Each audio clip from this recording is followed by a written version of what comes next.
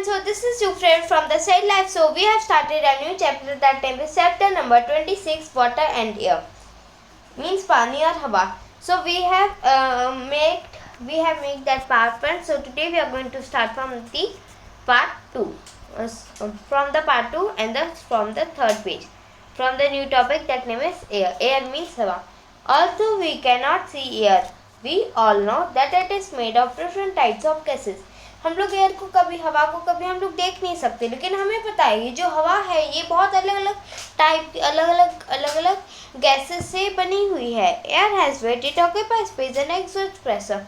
Means air के पास उसका खुद का वेट भी होता है, उसकी एयर जो होती है वो स्पेस भी लेती है, और एयर जो होती है वो प्रेशर को भी एक्सर्ट करती है. Thus the atmosphere has weight and pushes down on the earth. Mean जैसे जो एटमॉस्फेयर के पास वेट होता है, तो फिर जो एटमॉस्फेयर होती है वो अर्थ पे अपनी जो एयर होती है, एटमॉस्फेयर अपनी जो एयर होती है वो अर्थ पे भेजती है. The context push of air is called air pressure. Means जब एयर पुश होती है तो फिर उसे हम क्या कहते हैं, उसे हम एयर प्रेशर कहते हैं. Moving air is called wind. Means वो हवा जो चलती है, चलती है वो हवा जो चलती है उसे हम विंड कहते हैं. As the sun heats the land, the air above also warms up and rises.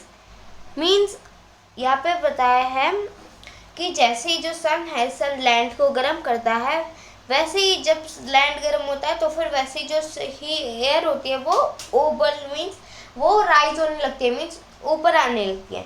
This creates an area of low pressure. इससे एक लो प्रेशर का उधर एक एरिया बन जाता है. Cold air rushes into replace in the rising air.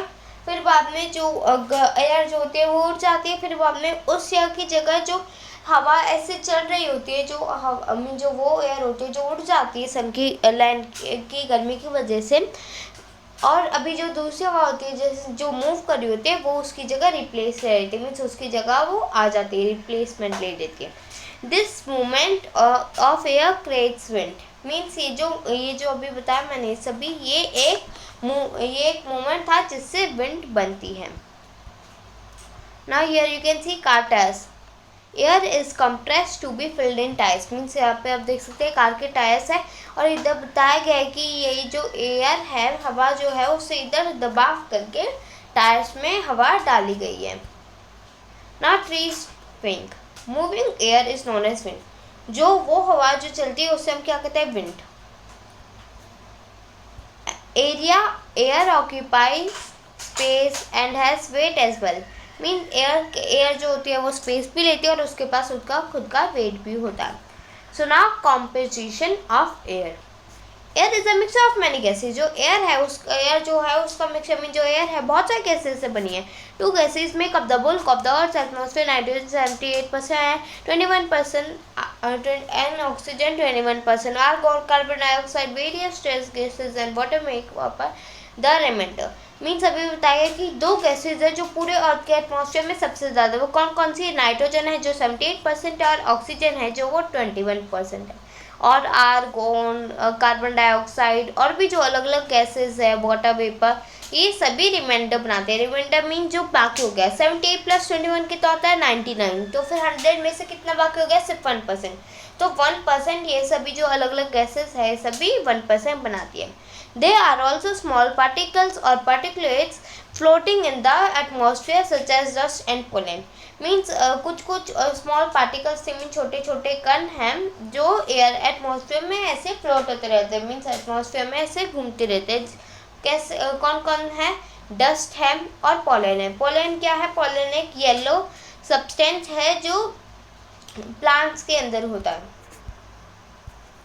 Now next is layers of the atmosphere. The atmosphere is like a blanket that surrounds the earth. जो atmosphere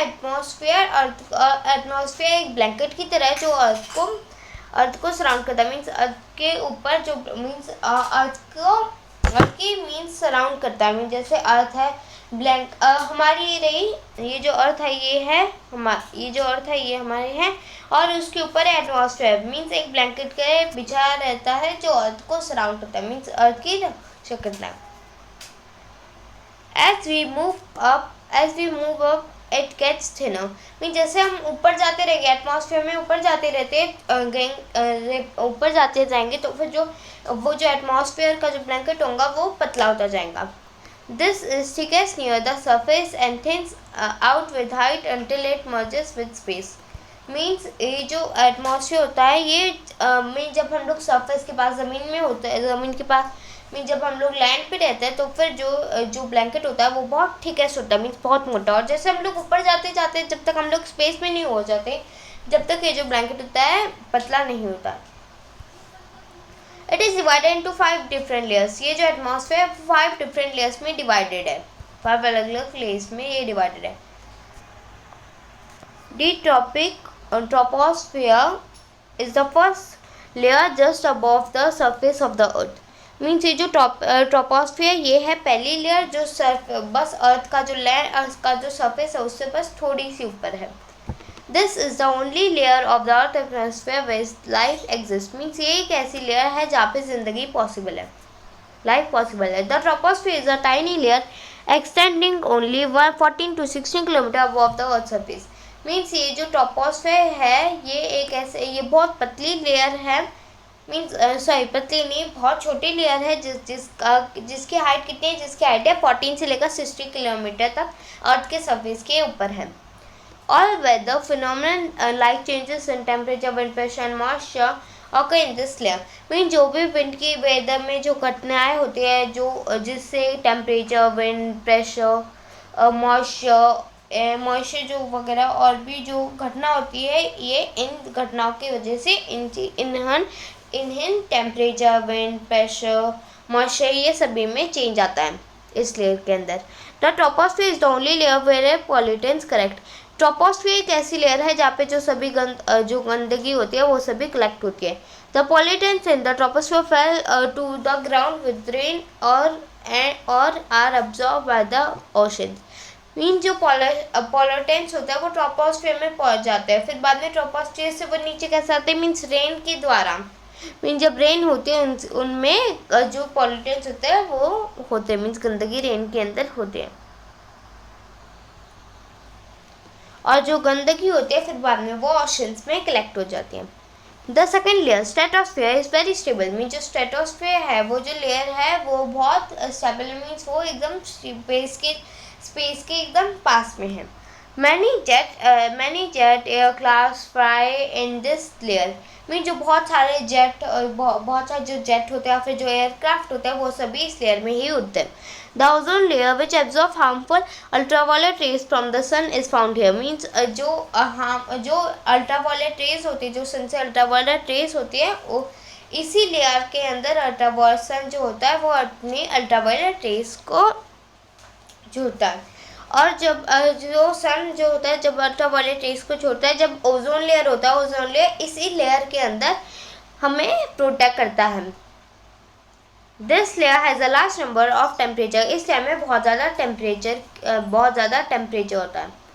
the next layer is mesosphere. दूसरी layer है mesosphere.